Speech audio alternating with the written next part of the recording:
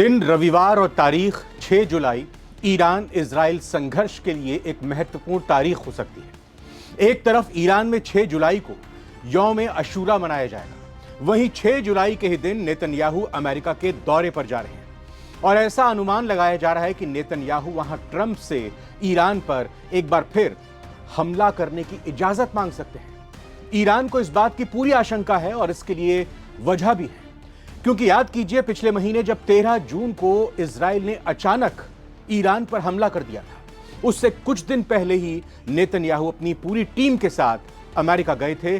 और क्या इस बार भी वैसा ही होगा? मतलब जैसे पहले अमेरिका गए थे और उसके तुरंत बाद इजराइल ने ईरान पर हमला कर दिया था, तो क्या इस अमेरिकी दौरे के बाद नेतन्याहू ईरान पर फिर से हमला करने जा रहे हैं? नमस्कार, मैं रविंद्र सिंह आपके साथ, बहुत बहुत स्वागत आप सभी का। इजराइल और ईरान का सीजफायर खत्म होने की कगार पर आ पहुंचा है, ऐसा हम यूं ही नहीं कह रहे। ईरान की सेना के चीफ ऑफ स्टाफ ने भी इस बात की इस बीच चेतावनी दी है कि अगर इजराइल ने फिर कोई गलती की तो बहुत ही जबरदस्त और तबाह कर देने वाला मिलिट्री एक्शन होगा। यह बयान शुक्रवार को तेहरान में आयोजित एक शोक सभा के दौरान दिया गया, जो ईरानी रिवॉल्यूशनरी गार्ड IRGC के दिवंगत कमांडर लेफ्टिनेंट जनरल हुसैन सलामी की याद में रखी गई थी। और इस बार खामेनेई भी डिफेंस के मूड में कतई नहीं है, बिल्कुल अटैकिंग मोड में है। ईरान इस बार दुश्मन के हमले का बचाव नहीं करेगा, बल्कि इजराइल को ही ठोक कर मजबूर करेगा कि वो ईरान के कोप से खुद को बचा सकता है तो बचा ले।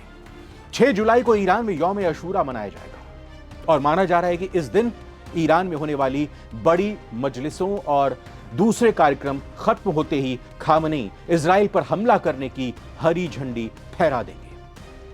अगर ऐसा हुआ तो IRGC कमांडर रात के समय इजराइल के खिलाफ इतिहास का सबसे बड़ा ऑपरेशन शुरू कर देंगे और बाकायदा ट्रिपल अटैक करने की तैयारी ईरान ने कर ली है।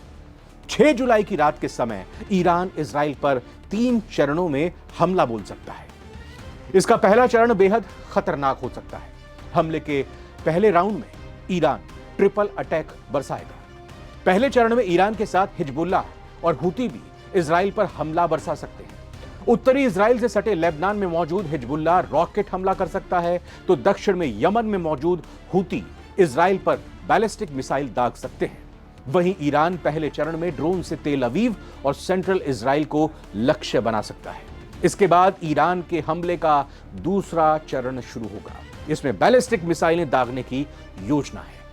तीसरे चरण में ईरान इजराइल पर साइबर अटैक कर सकता है। यह साइबर अटैक बिजली ग्रिड, कम्युनिकेशन सिस्टम, बैंकिंग प्रणाली, सैन्य ठिकानों और मिलिट्री हेडक्वार्टर पर किया जा सकता है।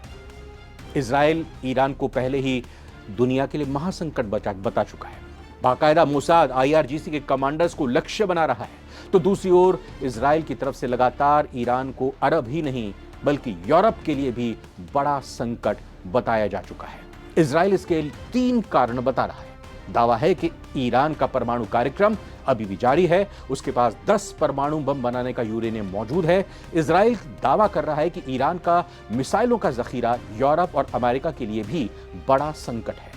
ईरान की मिसाइलें यूरोप तक को निशाना साधने की क्षमता रखती हैं। जल्द ही ईरान अमेरिका तक को टारगेट करने की ताकत हासिल कर लेगा। ईरान अपने प्रॉक्सी संगठन तेजी से मजबूत कर रहा है, वहीं इनकी संख्या बढ़ाने की योजना पर भी तेजी से काम हो रहा है। इजराइल भी चुप नहीं है, खामोश नहीं है, पूरी तरह से तैयार है और उसकी तरफ से भी योजना बनाई जा रही है। ईरानी हमले की आशंका अमेरिका और इजराइल को भी है।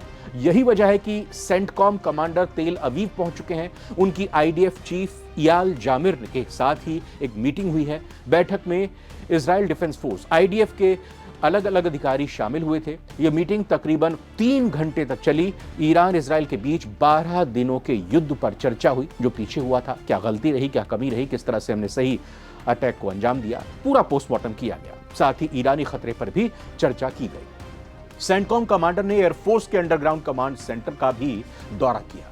दरअसल माना जा रहा है कि सेंटकॉम कमांडर का इजराइल दौरा वाकई इसकी सुरक्षा और युद्ध की तैयारियों का जायजा लेने के लिए किया गया था, जिसकी तैयारियां अमेरिका ने युद्ध पर विराम लगाने के बाद ही शुरू कर दी थी। और ये कहा जा रहा है कि ट्रंप की चाल का ही हिस्सा था कि सीजफायर की आड़ में आप अपने अस्त्र और शस्त्र फिर से मजबूत कर लीजिए, उनकी धार को तेज कर लीजिए और फिर दोबारा ईरान के ऊपर पूरी तेजी के साथ हमला कीजिए।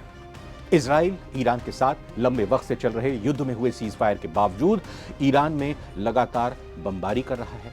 इस्लामिक राष्ट्र की तरफ से इस पर कुछ कहा नहीं जा रहा, लेकिन एक बात तो तय है कि यह तूफान से पहले की शांति है। ऐसा माना जा रहा है कि ईरान को मुहर्रम की 10वीं तारीख का बेसब्री से इंतजार है। 6 जुलाई को जैसे नेतन्याहू अमेरिका के लिए रवाना होंगे, ईरान तगड़ा हमला कर सकता है। दरअसल ईरान के पास हमले के सिवाय अब कोई विकल्प समझ नहीं आ रहा है। अमेरिका से नेतन्याहू को एक बार फिर हमले की छूट मिली, हरी झंडी मिली, तो खामेनेई के लिए बड़ी मुसीबत खड़ी हो जाएगी। इसलिए इस बार खामेनेई शांत रहने वाले कतई नहीं हैं और वो पूरी तरह से इस तैयारी में हैं कि इजराइल हमला करे उससे पहले ही ईरान उसके ऊपर धावा बोले। आगे बढ़ते हैं। वो इस बार इजराइल के हमले का इंतजार नहीं कर रहे, बल्कि इजराइल पर पहले धावा बोलने की तैयारी में है। वैसे ईरान ने यह भी कह दिया है कि अब की बार अगर युद्ध छिड़ा तो वो पूरी तरह से इजराइल को तहस नहस कर देने वाला होगा। इधर ईरान की सेना के चीफ ऑफ स्टाफ की चेतावनी कि अगर इजराइल ने फिर कोई गलती की तो बहुत बड़ा इसका रिटेलिएशन होगा, बहुत ही जबरदस्त और तबाह कर देने वाला मिलिट्री एक्शन किया जाएगा। यह बयान इजराइल के ईरान जंग रुकने के बाद काफी अहम हो जाता है। इस जंग की शुरुआत इजरायली हमले के बाद हुई 13 जून को, पिछले महीने। इससे साफ संकेत मिलता है कि तेहरान जवाब देने के लिए न केवल तैयार है, बल्कि एक मजबूत प्लान पहले से ही तैयार किया हुआ है। जनरल मौसवी ने बताया है कि जिस वक्त जंग शुरू हुई थी तो यह प्लान ईरान के सुप्रीम लीडर के निर्देश पर बनाया गया था। हालांकि बीच में लड़ाई में विराम के चलते, सीज फायर के चलते रोक दिया गया था, लेकिन अब भी ये प्लान तुरंत लागू करने के लिए IRGC ईरान की सेना तैयार है। इस बयान से ईरान ये मैसेज दे रहा है कि अगर मुस्तकबिल में हालात बिगड़े तो उसका जवाब बहुत सख्त और अप्रत्याशित होगा। जनरल अब्दुल रहीम मौसवी ने कहा, अगर जायोनिस्ट दोबारा वही गलती दोहराते हैं तो हमारी तैयारी पूरी है, हमारी तैयार की गई योजना तुरंत लागू हो जाएगी, इसमें कोई शक नहीं है। जनता को संबोधित करते हुए उन्होंने कहा कि आप एक अनोखी कौम है, एकता और संकल्प से आपने दुश्मन को पीछे हटने और झुकने को मजबूर किया। आपको बता दें कि इस जंग का आगाज इजराइल के जरिए दागे गई मिसाइलों के बाद हुआ था। 13 जून को इजराइल ने ईरान की न्यूक्लियर फैसिलिटी, साइंटिस्ट और मिलिट्री अधिकारियों को निशाना बनाया था। इसके बाद से ईरान ने धावा बोला था और यहूदी मुल्क को भारी नुकसान पहुंचाया गया था और फिर ट्रंप की तरफ से दावा किया गया कि उनकी पहल पर सीज फायर हुआ है। अब यह देखना दिलचस्प होगा कि एक तरफ इजराइल के प्रधानमंत्री नेतन्याहू का अमेरिका का दौरा, दूसरी तरफ ईरान मुहर्रम के 10वें दिन क्या कुछ बड़ी तैयारी करने जा रहा है, और तीसरी तरफ ईरान के चीफ ऑफ डिफेंस की तरफ से यह चेतावनी देना कि अगर कोई भी हिमाकत इजराइल की तरफ से की गई तो हमारा जो प्लान पिछली बार अधूरा रह गया था, जिस प्लान को हम अंजाम नहीं दे पाए थे, इस बार उसको अमली जामा पहना दिया जाएगा। इस वीडियो पर अपने कमेंट जरूर कीजिएगा, नवभारत टाइम्स को सब्सक्राइब कीजिएगा, वीडियो अच्छी लगी तो लाइक कीजिएगा। फिलहाल बहुत बहुत धन्यवाद, नमस्कार।